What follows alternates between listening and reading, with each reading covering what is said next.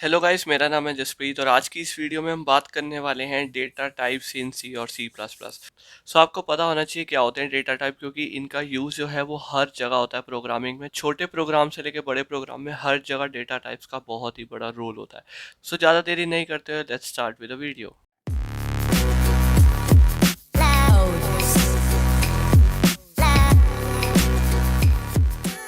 सो data types अपने नाम में ही स्पेसिफाई करते हैं कि डेटा का टाइप। अगर आप अपने कंप्यूटर में कोई भी डेटा स्टोर करना चाहते हैं तो उस डेटा का टाइप हमें पता होना चाहिए। सो कंप्यूटर को पता होना चाहिए कि वो जो स्टोर करने जा रहा है डेटा वो किस टाइप का होने वाला है, क्योंकि कंप्यूटर को उसी अकॉर्डिंग उसका साइज भी एलोकेट करना पड़ता है मेमोरी में। और उसके अकॉर्डिंग अगर आप कोई फंक्शनैलिटीज भी इंप्लीमेंट करते हैं तो डिफरेंट डेटा के ऊपर डिफरेंट फंक्शनैलिटीज आपकी काम अलग तरीके से करती हैं।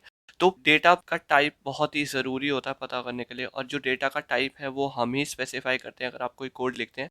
सो अगर उसमें आप इंट ए लिखते हैं तो आप एक वेरिएबल बना रहे हैं ए नाम का, जिसका कि आप टाइप स्पेसिफाई कर रहे हैं कि ये इंट टाइप का जो है वो डेटा होने वाला है।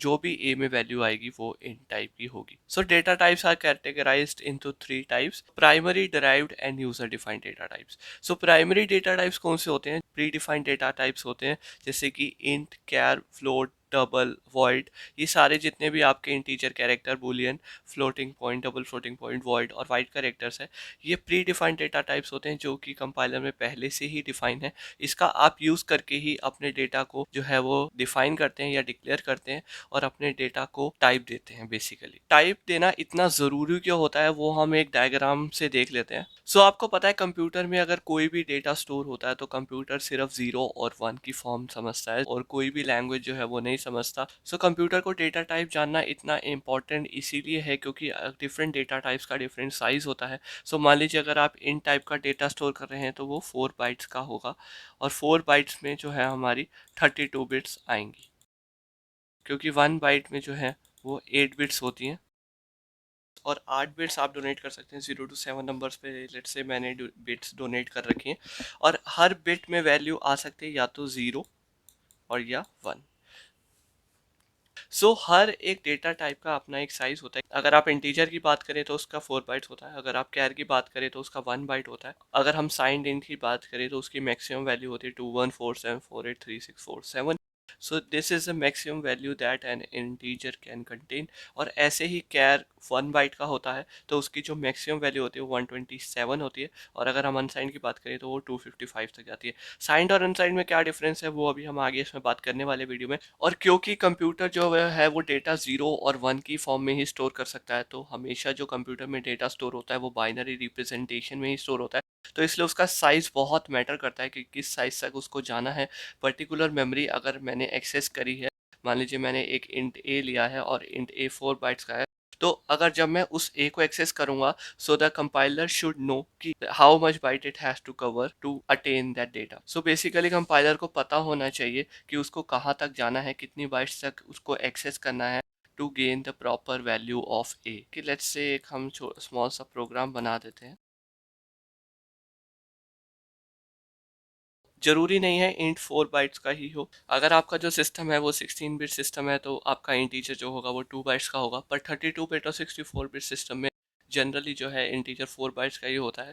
4 बाइट्स का मतलब क्या होता है? इट्स जस्ट बेसिकली 4 बाइट्स इसलिए रखा गया है क्योंकि 4 बाइट्स में जितनी मैक्सिमम वैल्यू आ सकती है दैट इज 2147483647, तो उतनी ही मैक्सिमम एड्रेस वो इंटीजर वैल्यू कंटेन कर सकता है। लेट्स से आपके पास अगर 4 बाइट्स की रैम है तो 4 बाइट्स की रैम को एक्सेस करने के लिए जो मैक्सिमम एड्रेस की वैल्यू है वो इंटीजर में आनी चाहिए, तभी हम उसके हर एड्रेस को कैप्चर कर सकते हैं या एक्सेस कर सकते हैं। वरना अगर उसकी कम रहेगी तो हम उसको एक्सेस कई लोकेशंस को नहीं कर पाएंगे। इसीलिए जो 32 बिट्स का रजिस्टर होता है वो पूरा 4 GB ऑफ रैम आपकी जो है वो उसको एक्सेस कर सकता है। सो अगर हम अपनी मशीन में इसका साइज देखने की कोशिश करें, इट रिप्रेजेंट 4। सो ऐसे ही इंटीजर का जो साइज होता है 4 बाइट्स होता है, कैरेक्टर का 1 बाइट होता है, और बुलियन का भी 1 बाइट ही होता है। वैसे बुलियन में सिर्फ 0 और 1 ही वैल्यू आ सकती है, पर जो मिनिमम साइज़ है वो 1 बाइट का होना ही चाहिए, बिकॉज़ अगर कोई मशीन को एक्सेस करना है तो वो 1 बाइट ही एक टाइम पे पूरी उठाती है। और फ्लोटिंग पॉइंट में भी 4 बाइट्स का होता है। डबल फ्लोटिंग पॉइंट्स वो फ्लोटिंग पॉइंट होते हैं जिसमें कि आपकी वैल्यू जो है वो काफ़ी बड़ी वैल्यू तक कंटेन कर सकता है, इसलिए उसका साइज़ भी बड़ा होता है। सो डबल फ्लोटिंग पॉइंट का जो साइज़ होता है वो 8 बाइट्स का होता है। वॉइड एक ऐसा डेटा टाइप है जो कि नल रिप्रेजेंट करता है, तो इस डेटा टाइप को हम जनरली फंक्शंस में यूज़ करते हैं और पॉइंटर्स में यूज़ करते हैं। फंक्शंस में जब हमें एक फंक्शन से पर्टिकुलरली कोई डेटा रिटर्न नहीं करना होता, then we can mention void over there. And अगर पॉइंटर्स में हमें पता नहीं होता कि ये जो पॉइंटर है वो किस टाइप के वेरिएबल का एड्रेस जो है वो कंटेन करने वाला है, तो उस केस में भी हम वॉइड पॉइंटर ले सकते हैं और बाद में उसे टाइप कास्ट कर सकते हैं। That is a topic we gonna cover in later videos. Wide character से ज़्यादा यूज में नहीं आता, वाइट कैरेक्टर का साइज भी 2 बाइट तक हो सकता है। सो बेसिकली अगर आपके पास कोई जो इंटीजर डेटा है, तो इंटीजर का हम एक एरे भी बना सकते हैं पूरा। सो इंटीजर का हो सकता है, कैरेक्टर का हो सकता है, फ्लोट का हो सकता है, किसी का भी एक एरे हो सकता है। तो जो प्राइमरी डेटा टाइप से जो डिराइव होते हैं डेटा टाइप्स, मतलब उन्हीं से जो बनते हैं डेटा टाइप्स, उसको हम डिराइव डेटा टाइप्स कहते हैं। चाहे वो फंक्शंस हो, एरे हो, पॉइंटर्स हो, रेफरेंसेस हो। सो और यूजर डिफाइंड डेटा टाइप्स जो होते हैं वो classes, structure, union, enum types होते हैं। और क्लासेस, स्ट्रक्चर, यूनियन, इनम्स हम आगे वाले लेसन्स में कवर करने वाले हैं। सो बेसिकली ये उस टाइप के डेटा टाइप्स होते हैं जो कि हम खुद डिफाइन करते हैं कि इनमें कौन सा डेटा रहेगा और किस टाइप का जो डेटा है वो ये कंटेन करेंगे। ये डेटा टाइप प्री डिफाइंड नहीं होते, इसमें हम अपनी कस्टमाइजेशन कर सकते हैं कि किस टाइप का ये डेटा जो है वो कंटेन करेगा और कितना इसका साइज होगा। और एक और इम्पॉर्टेंट पॉइंट जो हम यहाँ पे मेंशन कर सकते हैं कि जिस टाइप का डेटा टाइप हम वेरिएबल बनाएं, जिस टाइप के डेटा का वेरिएबल हम बनाएं, उसी टाइप का डेटा हमें उसमें डालना चाहिए, क्योंकि अगर हम किसी और टाइप का डेटा उसमें डालते हैं तो वो अनडिफाइंड बिहेवियर में आता है या कोई डेटा लॉस भी हो सकता है। मान लीजिए हमने कैरेक्टर टाइप का डेटा बनाया और उसमें हम इंटीजर वैल्यू डाल रहे हैं जो कि 255 से बड़ी है, तो वो जो है वो डेटा लॉस की टर्म में आ जाता है, क्योंकि वो उतना ही कंटेन कर सकता है जितना कि एक बाइट में आ सकता है, और एक बाइट की मैक्सिमम वैल्यू 255 हो सकती है। तो 255 से अगर कोई भी ग्रेटर वैल्यू हुई तो वो सारा डेटा लॉस हो जाएगा, और वो जो वैल्यू कंटेन करेगा वो अनडिफाइंड वैल्यू ही रहने वाली है। सो लेट्स से हम एक एग्जांपल के तौर पे एक कैरेक्टर टाइप का एक वेरिएबल बनाते हैं a, जिसमें हम वैल्यू डाल देते हैं 510। सो अब हम अगर इसका आउटपुट देखें कि a की वैल्यू क्या आएगी, सो आप देख सकते हैं इसने एक वार्निंग भी दे दी कि overflow in conversion from int to char values. और अगर हम इसका आउटपुट देखें तो आप देख सकते हैं ये अनडिफाइंड आउटपुट दिखा रहा है जो कि कोई स्पेशल कैरेक्टर है। बट अगर मैं इस कैरेक्टर में वैल्यू डालूं 255 से कम और अब मैं इसको कंपाइल करूं, तो आप देख सकते हैं कोई भी वार्निंग नहीं आई, क्योंकि ओवरफ्लो नहीं हुआ है, जो वैल्यू है वो 255 के अंडर ही है और कैर उसको आराम से जो है वो कंटेन कर सकता है। तो अगर मैं अब इसका आउटपुट देखूं तो वो ए है, बिकॉज 97 जो है वो स्काई वैल्यू होती है स्मॉल ए की। सो बेसिकली जो कैरेक्टर है वो पूरा एस्काई टेबल पे ही चलता है। बेसिकली जितने भी कैरेक्टर्स और स्पेशल कैरेक्टर्स होते हैं उसकी एक पर्टिकुलर एस्काई वैल्यू होती है, क्योंकि जो कंप्यूटर का डेटा है वो मैंने पहले ही आपको बताया कि जीरोज एंड वन की फॉर्म में ही स्टोर कर सकता है डेटा को।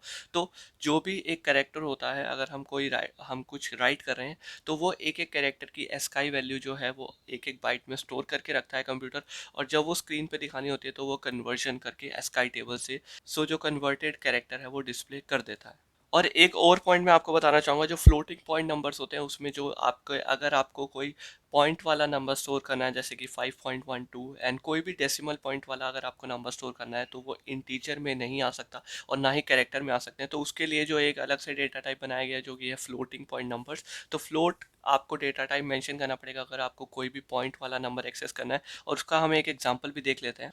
सो लेट्स से अगर मैं एक फ्लोट वेरिएबल बनाता हूँ ए और उसमें वैल्यू डाल देता हूँ 9.120। सो अगर मैं अब यहाँ पे आपको दिखाऊं तो ए की वैल्यू हम यहाँ पे प्रिंट कर सकते हैं, और ए की वैल्यू जो है वो परफेक्ट 9.2 आ जाएगी।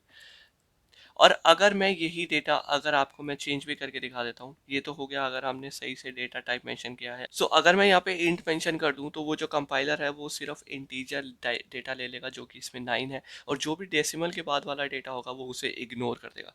तो अगर मैं आपको ये दिखाऊं कि यहाँ पे आप अगर हम इसका आउटपुट देखेंगे, जैसे आपके आप देख सकते हैं इट शोज 9 ओनली। सो 0.20 जो है वो इग्नोर कर चुका है कंपाइलर, और सिर्फ इंटीजर वैल्यू जो है वो उसमें स्टोर हो गई है। सो आपको जिस टाइप का डेटा स्टोर करना है आपको उसी टाइप का डेटा टाइप मेंशन करना बहुत ही ज़रूरी हो जाता है।